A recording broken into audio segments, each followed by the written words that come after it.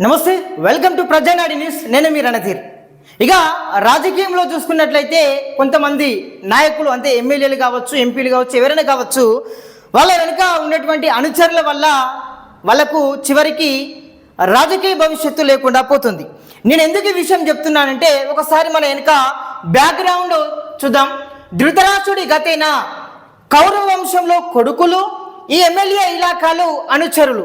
ఇప్పటికైనా సరిదిద్దేనా? అసలు ఈ ఎమ్మెల్యే ఎవరు? అయితే ఈ టాపిక్ ఎందుకు వచ్చిందనే విషయం ఇప్పుడు తెలుసుకుందాం. ముఖ్యంగా మనకు కౌరవుల గురించి తెలిసిన విషయమే. అంటే కౌరవ వంశంలో ఆ కౌరవుల తండ్రి అయినటువంటి ధృతరాష్ట్రుడికి ఏమైంది? లాస్ట్కు కౌరవ వంశమే లేకుండా పోయింది, మొత్తం మట్టి కలిసిపోయిందని కూడా చెప్పుకోవచ్చు. ఎందుకంటే కౌరవులు ఎవరైతే ఉన్నారో వాళ్ళు ఏ పని చేసినా లంగ పని చేసినా, ఎందుకంటే చెడు బుద్ధితో ఉండేవాళ్ళు కదా, వాళ్ళు ఏ పని చేసినా కూడా వాళ్ళ తండ్రి వాళ్ళు ధృతరాష్ట్రుడు అతి ప్రేమ చూపెట్టేటువంటి వాడు, చూస్తే చూడండి ఊకునేటువంటి వాడు. లాస్ట్కి ఏమైంది? కౌరవ వంశమే భూస్థాపితమైనటువంటి సంఘటన మనం చూసాం.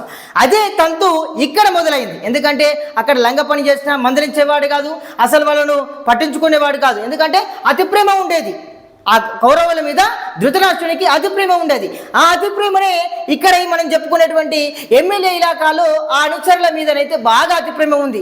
సో ఆ అతి ప్రేమ లాస్ట్కి ఎటు దారి తీస్తుందంటే లాస్ట్కు ఆ ఎమ్మెల్యేకే రాజకీయ భవిష్యత్తు లేకుండానైతే ఉండేటువంటి అవకాశం అయితే కనిపిస్తూ ఉన్నది. ఎందుకంటే అక్కడ జరిగింది చరిత్ర, గతంలో జరిగింది, ఇక్కడ కూడా అదే తంతు ఉండేటువంటి అవకాశం ఉన్నది. కాబట్టి ఈ వీడియో చేయడం జరుగుతున్నది. ఇప్పటికైనా ఎమ్మెల్యే గారు మీ ఇలాకాలో మీ అనుచరులు చేయబట్టి ఇటు దందాల విషయంలో, ఇటు భూ కబ్జా విషయంలో, ఇటు సెటిల్మెంట్ల విషయంలో, ఇటు జాబ్ పెట్టిస్తామన్న విషయంలో కూడా ఆ ఎమ్మెల్యే ఇలాకాలను అయితే ఆ అనుచరుల వల్ల కూడా ఆ నాయకునికి, ఆ నాయకురాలకైతే రాజకీయ భవిష్యత్తు లేకుండా చూస్తున్నారు. ఎందుకంటే కౌరవ వంశంలో తమ వంశీయులు ఎవరైతే కౌరవులు ఎవరైతే ఉన్నారో వంశీయులు, వాళ్ళ వల్ల ఆ కౌరవ వంశం అనేది కూడా లేకుండా పోయింది. కానీ ఇక్కడ ఆ ఎమ్మెల్యేకు సంబంధించిన వంశీయుల యొక్క హస్తం లేకుండా ఈ అనుచరుల వల్ల కూడా చాలా మటుకు ఆ కుటుంబానికే రాజకీయ భవిష్యత్తు లేకుండా అయితే అవుతుంది. మరి ఇన్ని జరుగుతున్నా కూడా మరి ఆ ఎమ్మెల్యేకు ఈ నాయకుల మీద, ఈ కబ్జా చేసేటువంటి నాయకుల మీద, ఈ జోకేటువంటి నాయకుల మీద ఎందుకు అతి ప్రేమనో అసలు అర్థం కాని పరిస్థితి. నిజంగా నీకర్సైన నాయకులకు దక్కని న్యాయం ఆ యొక్క కబ్జాకోర్లు, ఆ దందాలు, జాబ్ పెట్టిస్తామని చెప్పేటువంటి నాయకులకు ఉందని కూడా నిజంగా చర్చ జరుగుతుంది ఉమ్మడి జిల్లాలో. ఇప్పటికైనా ఆ ఎమ్మెల్యే మరి కళ్ళు తెరుస్తారా, లేకపోతే ఏం చేస్తారనేది కూడా ఇప్పుడు ఉత్కంఠగా ఎదురు చూస్తున్నారు. నిజంగా ఎమ్మెల్యేనైతే రానున్న రోజుల్లో వారికి, వారి కుటుంబానికి రాజకీయ భవిష్యత్తు లేకుండా ఉండేటువంటి అవకాశం అయితే ఉంది. ఇప్పుడు కాంగ్రెస్ ప్రభుత్వంలో మంచి ఎమ్మెల్యేగా, అదేవిధంగా మంచి హోదాలో ఉన్నటువంటి ఆ ఎమ్మెల్యే మరి రానున్న రోజులలో వారి భవిష్యత్తు ఎలా ఉండబోతుంది?